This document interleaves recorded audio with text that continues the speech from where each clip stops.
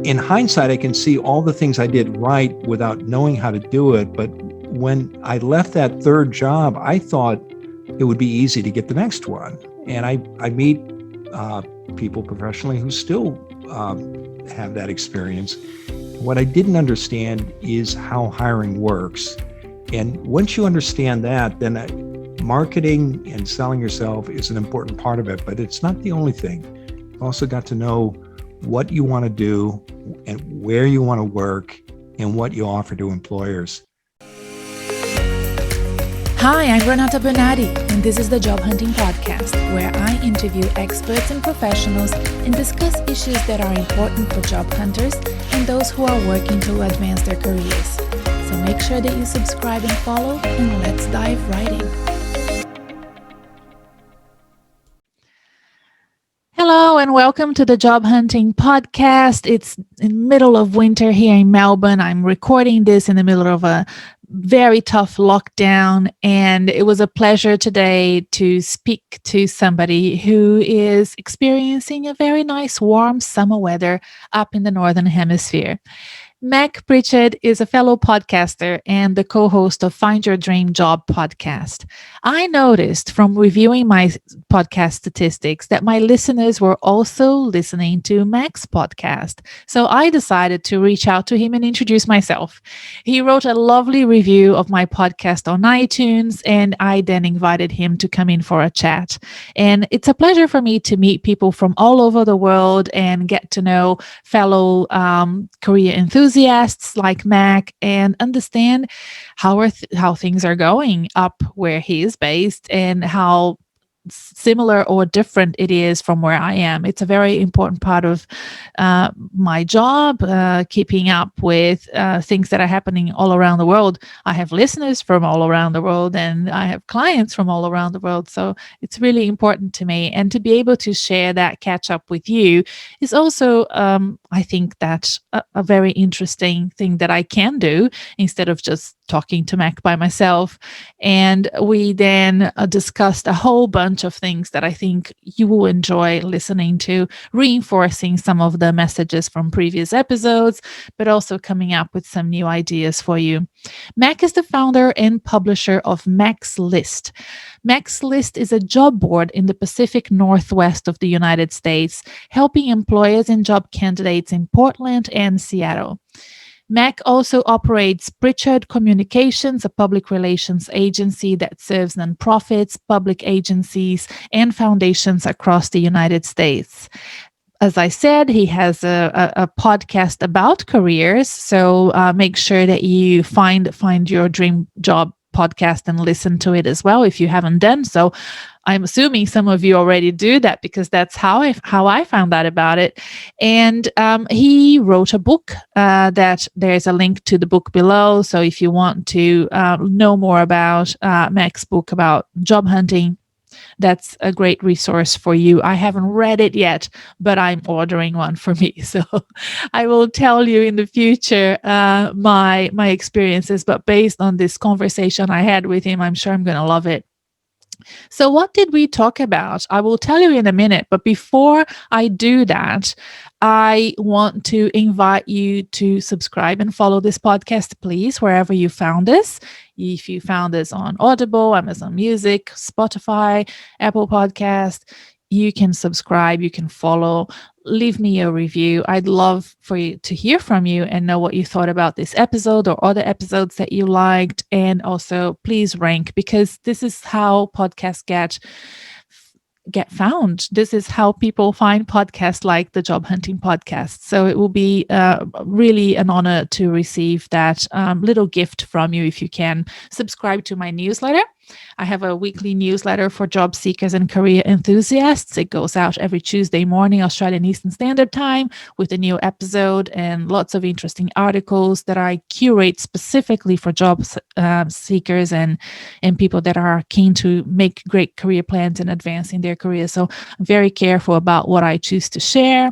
And I also update you on what's happening, what's news. And if you're listening to this episode, you probably know that we're running the group coaching at the moment by the time this episode goes to air.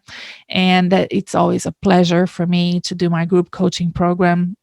If you want to know about my services and understand what else is there for you to do before the end of the year, go to my website, renatabanati.com. There's a link to it in the episode show notes as well, and find out how you can participate as a client, or maybe attend one of my free masterclasses, join the Facebook group.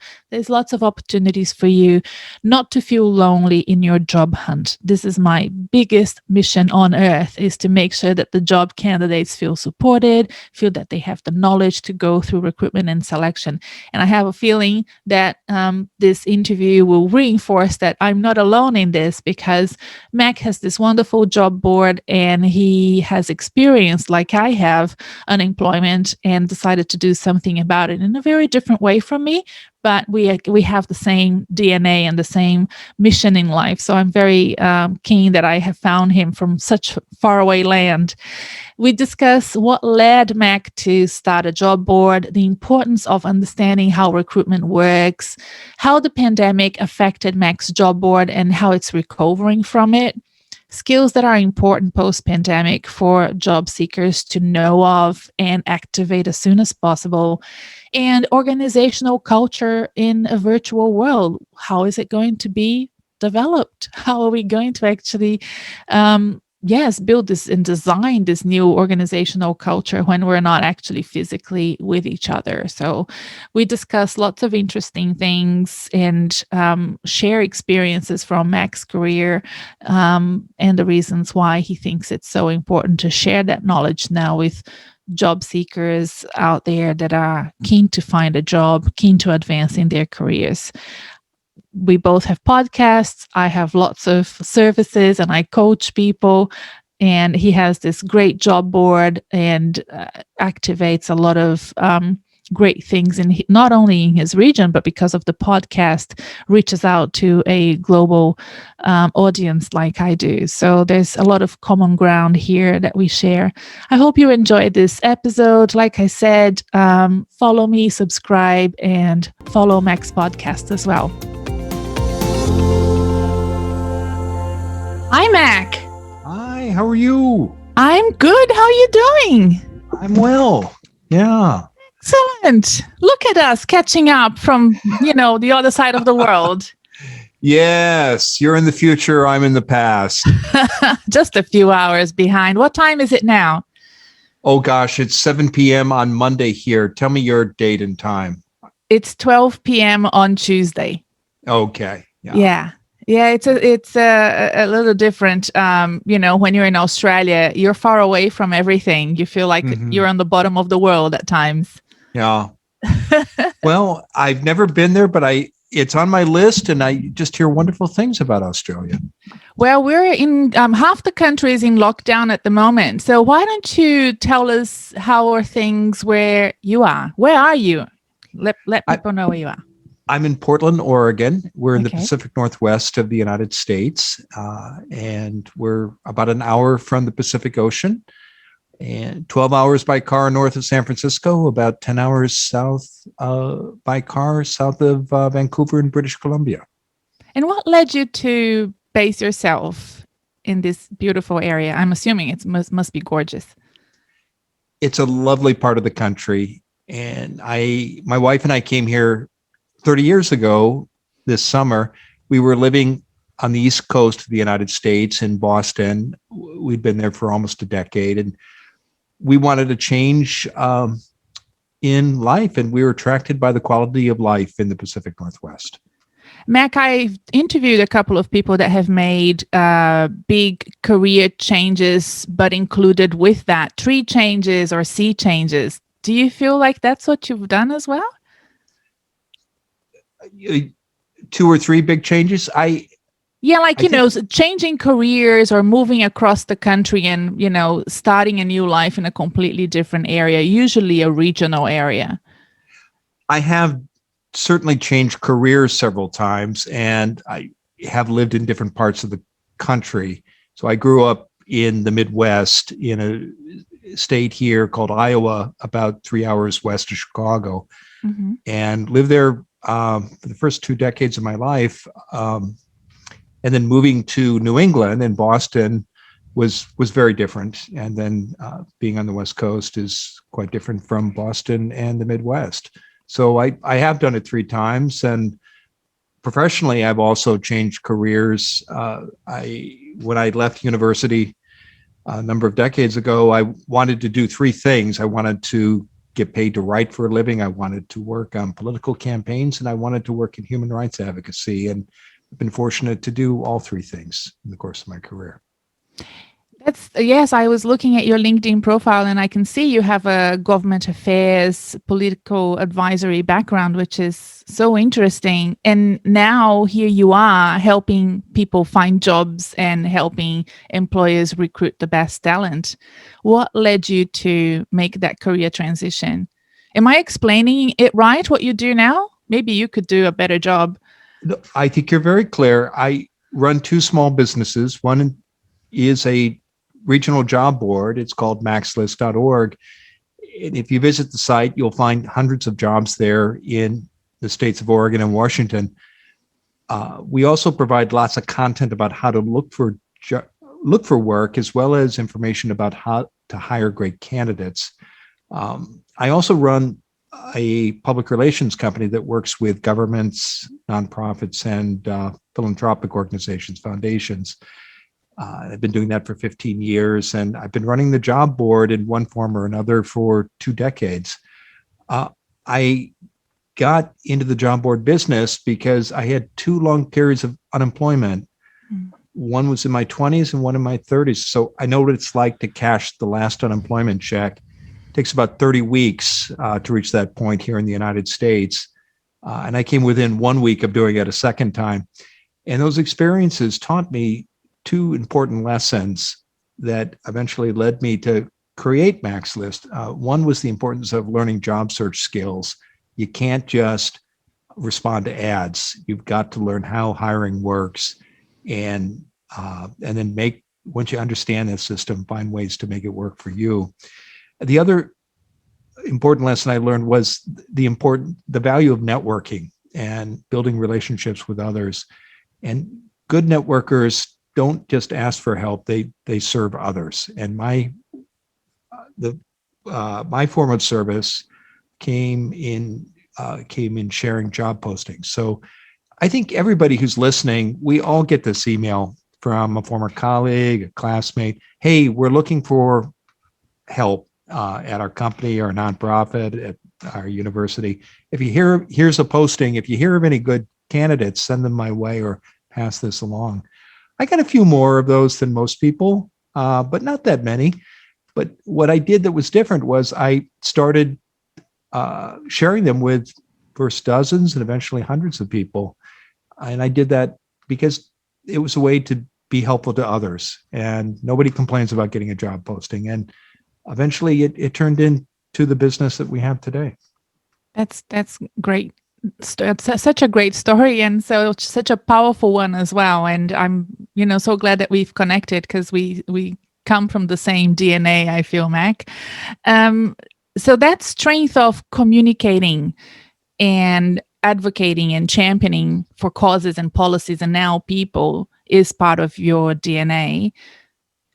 It is, and I've had many different jobs. I'm old. I'm 62.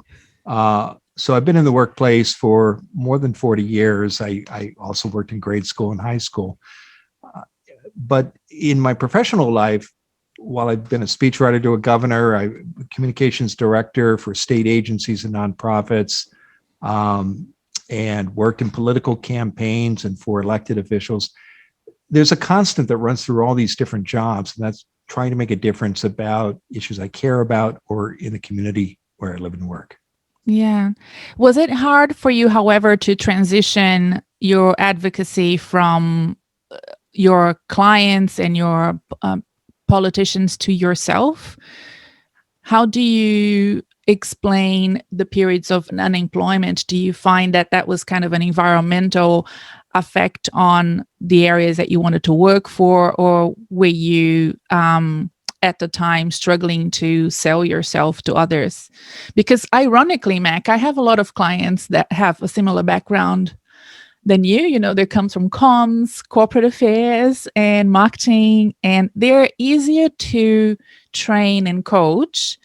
But it's funny, and we often laugh how easy it is for them to be great professionals in their field, but how hard it is for them to sell themselves. The point you're making is a good one. And I think the key idea here is you got to sell yourself. And I certainly, when I was out of work, knew how to advise my clients or my employers and how to promote their ideas or their services.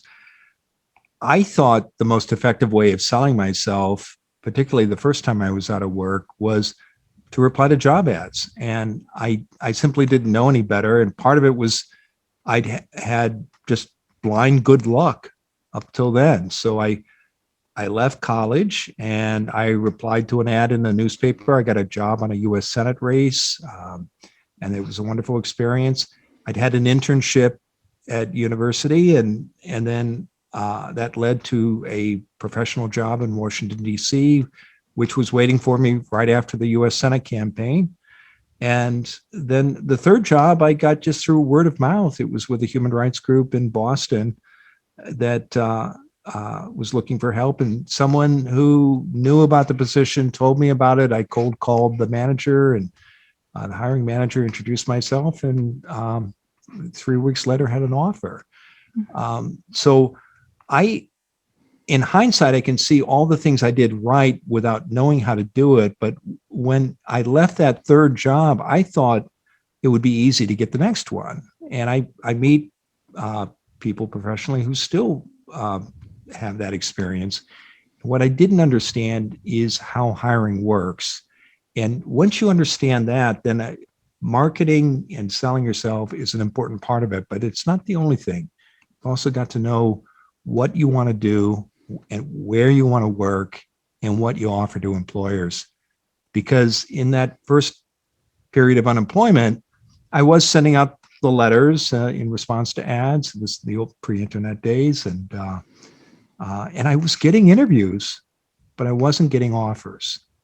And I wasn't getting offers because it was, in hindsight, I can see it was clear to the interviewers I didn't know what I wanted to do next. I was uncertain, and that's natural. But your job then is to figure that out. And I also didn't, while I was interested in these employers, I didn't know them well, and I didn't understand what their challenges were. And I couldn't, if I didn't know what their problems were, it's very difficult to show how you can help them. Yeah. And so those are things you have to do, whether you're a professional marketer or a job candidate of any kind. Know where you want to go, what you offer, and above all, what job do you want? And Meg, how long have you had your job board for? I forget. It's been a decade or more? Yes, for almost 10 years, I shared the listings informally through an email list, and then 10 years ago, I launched a website, and then started charging for postings about 7 years ago. So I'm assuming that, like me, 2020 and 2021 were a roller coaster ride for you. So for context for you, I was just starting the Job Hunting podcast, whereas your podcast has been going for quite a while. And I remember batching all this content and recording a lot of episodes in a row, and then realizing they were all redundant topics that nobody would want to hear about them anymore. And I had to very quickly try, something new and record things really just in time. Every week, doing something that was really resonating with what was happening. Frankly, I was only a few hours ahead of other people from having done a bit more research. And I'm wondering how it affected you, your job board, and the job hunters in the Pacific Northwest. We, at the business, we saw a big drop in revenue in March and April of 2020, and it didn't bottom out until June of that year. And then slowly it began going up. And since January of this year, our website sales are almost back to where they were in 2019. So it was a dramatic drop in job postings, though, and because we didn't know what would happen next, I have a staff of 4, and we did furlough people 2 days a week, and we have a government program here that allows you to pay people unemployment benefits when they've been furloughed if you maintain health care and other benefits. So unemployment in the United States, in Oregon, provides about 45% of your lost wages. It doesn't replace it, but it's better than not getting anything. And our goal was to avoid eliminating jobs, to keep the team together, and because it's a catastrophe when you lose your job, and also for company, you want to hold on to your people. They're your best asset. So it was a challenging year in terms of traffic to the website and the podcast. We did see big drops in the spring, and talking to other job board operators in the United States, they saw similar drops, but the numbers began going up in the summer, and we're now back to pre-pandemic levels of traffic.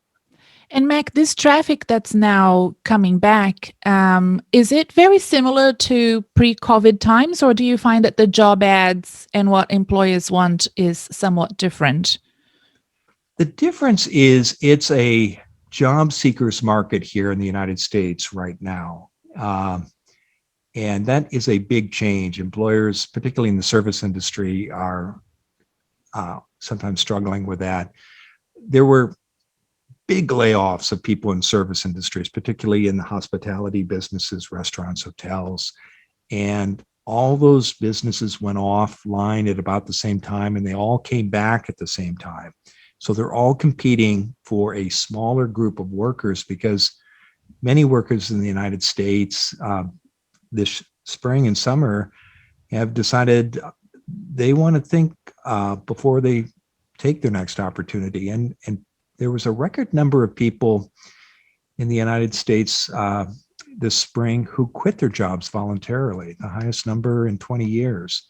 So it's early days yet, but what appears to be happening is people have gone through this big, dramatic, life-changing experience, and they're either thinking carefully about what they want to do next before they say yes to returning to jobs they had, or they're in jobs now that they're thinking, well, I want to do something different, and I'll figure that out, but I don't want to do this anymore. Yeah. And if you are talking to people on your podcast, what are the topics that are really interesting for them and for you to talk about post-pandemic? Or we're in the middle of a pandemic still, but I'm just trying to get an idea of what the interest is overseas. I'll tell you what they are here in Australia. Here in Australia, there's a lot of talk about moving to regional areas. So people have identified that they don't need to go back to the workplace anymore. Telstra, which is our biggest telecommunication company in Australia, yesterday announced that they're workplace agnostic. And my husband, for example, works for an American company called DXC, and they're also promoting the fact that they are now virtual, and they're the biggest virtual company in the world. So you can work from home forever if you want to. This has caused a tremendous increase in house prices in regional areas and rentals as well. So everybody's moving away from the big lockdown towns, cities like Melbourne and Sydney, for example. Is that something that you're experiencing in the US as well? There's certainly interest in working remotely from smaller towns and cities, and you'll see pundits and newspaper articles about what are called Zoom towns. places that are far from metropolitan areas. And the mayors and councils in those places are certainly boosting that idea. I haven't seen data that shows a huge change is happening. I think the big change that is happening here is most major employers who provide office jobs, they haven't brought their employees who've been working remotely back to work in significant numbers yet. That's starting to happen this summer and fall, or even not until early next year. And the numbers vary, but it appears to be that with large office employers, significant, if not a majority, a significant minority of the workforce has been working remotely. And as a result, people who have been doing that are telling their managers they either don't want to come back at all, or they want to just come back 1 or 2 days a week. And remote work and telework is something that has been under discussion in the United States for decades, but it never really seemed to take off. And I think now that you're seeing companies where 30, 35, 40% of their workforce has been working remotely and wants to keep doing it, they're probably not going to come back in significant numbers. And that is probably going to be a lasting change. In the social change I do in politics, they say the magic number is 25%. If you can get 25% of a community to change their behavior or support an idea, that's the tipping point. And so it appears that we probably have hit the tipping point for remote work and hybrid work. I think for job seekers and people who have jobs, that can be a great thing. Now you can avoid the commute, and you perhaps can move to an area to be closer to family, or things that are important to you, like natural beauty. I think you also need to recognize that for employers are now, instead of concentrating on a local market and only looking at candidates in their town or city, they're going to start looking across the country or even globally. So for candidates and people in mid-career or starting their careers, I think that means you've got to pay attention both to your virtual job search skills and your work skills once you're in a position. You've got to be able to work well remotely. You've got to be able to interview well on Zoom. You've got to know how to network with both colleagues and with industry leaders online and virtually, because if we are moving into a remote workforce future, people who have the skills to thrive in that environment are the ones who are going to have the most success. Absolutely. And it's interesting to see how people that perform really well face-to-face have not transitioned so well to an online environment. And I was listening to I think it was your latest podcast, Matt. I don't know if you have another one, but I'll have a link to it below. And it was this very nice guy you interviewed about organizational culture. Remember that one? I do, yeah. Yeah, and I was listening to it and thinking, gosh, how is it that we're going to work on organizational culture virtually if this is what's going to happen now? It's so much easier when you're in the water cooler or when you have everybody together. And there is this other chap in the UK, and I'll put a link to his Twitter below because he tweets very interesting ideas about potentially in the future doing face-to-face whenever you have to have this company experience so that you can boost the culture. But it's a point in time, isn't it, Mac? Like it's a point in time, and then you go back to your lonely office. And I was wondering, how workplaces and workers are going to cope mentally and also be productive over time, and what sort of work is going to be very effective done from individual home offices, and what sort of work will require us to sort of rethink and redesign how we do business. Have you put some thought into it? Well, I've been struck by the unanimity almost about productivity in remote work. There doesn't seem to be any disagreement here in the United States. I don't know what it's like there, that people who are working remotely have been as productive as ever, even more productive.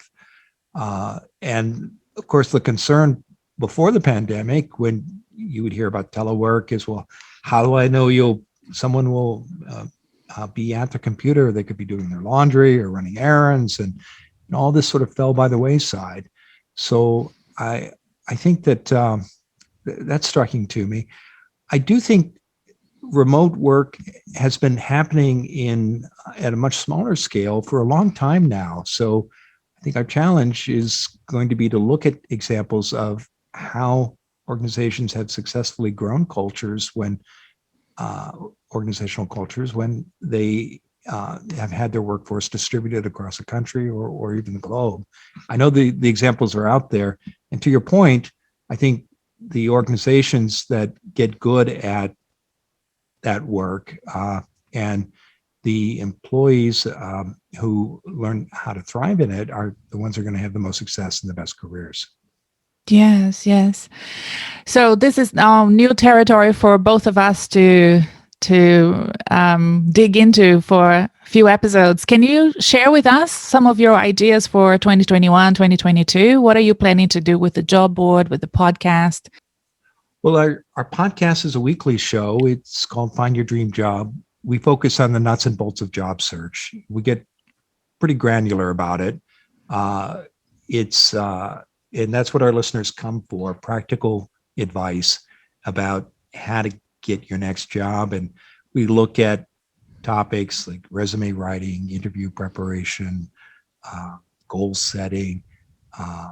And we're always thinking about, in both choosing the guests and the topics and the questions, about the needs of job seekers. Because while I run a job board, and I'm very proud of the value it offers both to our employers and our readers, I'll be the first to tell you, if you're spending more than 20 or 30% of your time looking at job boards like mine, you're making your search harder and a lot more painful than it needs to be. Yes. Yeah.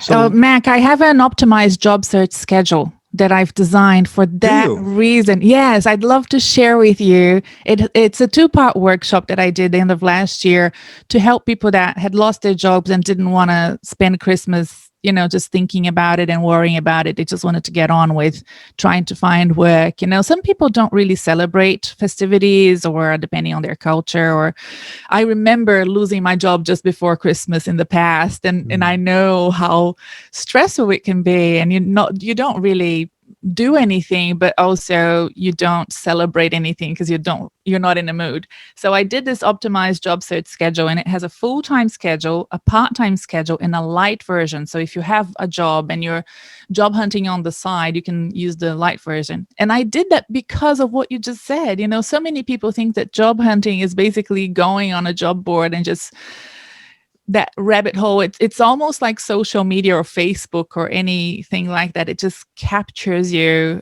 attention, and you're there for hours, and then you're losing track of what you need to do. So I'll share it with you, and I'll have a link on the episode show notes if anybody wants to download it.